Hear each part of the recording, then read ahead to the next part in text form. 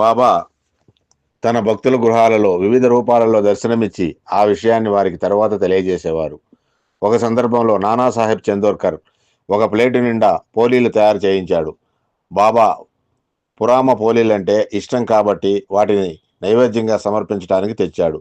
నానా ప్లేటు నిండా వేడివేడి రుచికరమైన పోలీలతో వచ్చేటప్పటికి బాబా తన భోజనాన్ని ముగించుకొని కట్టడ అంటే చెక్కతో చేసిన కట్టడం కమ్మి దగ్గర కూర్చుని ఉన్నారు.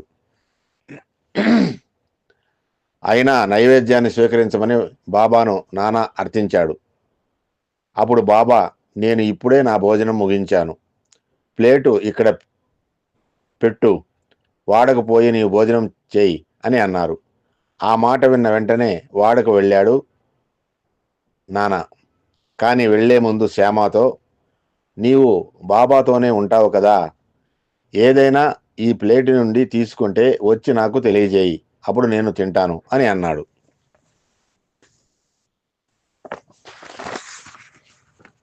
ఆ మాట ప్రకారం శ్యామ బాబా దగ్గర కూర్చున్నాడు.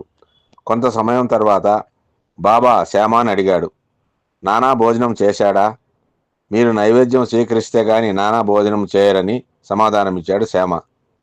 దానికి బాబా నవ్వి, పోలీలను నానా తయారు చేసేటప్పుడే ఈగ రూపంలో ఆ నైవేద్యాన్ని స్వీకరించాను అని చెప్పారు.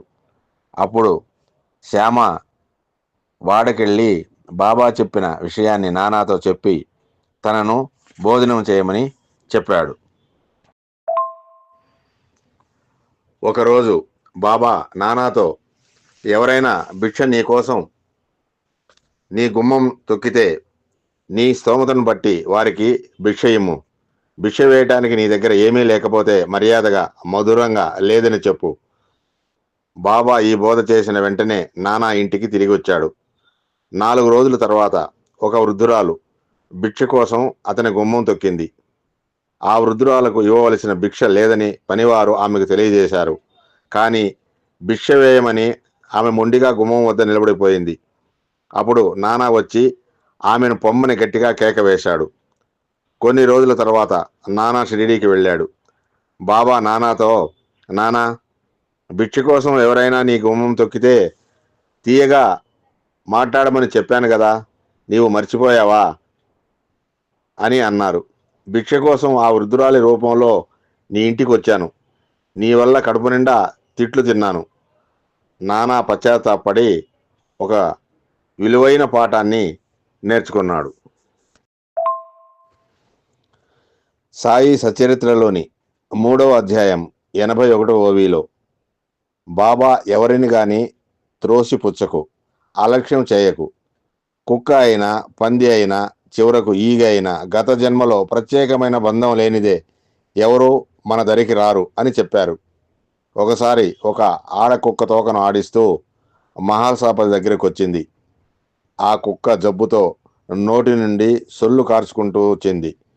అతడు దానిపై రాయి విసిరి తోసేశాడు. కుక్క మురుగుతూ వెళ్ళిపోయింది.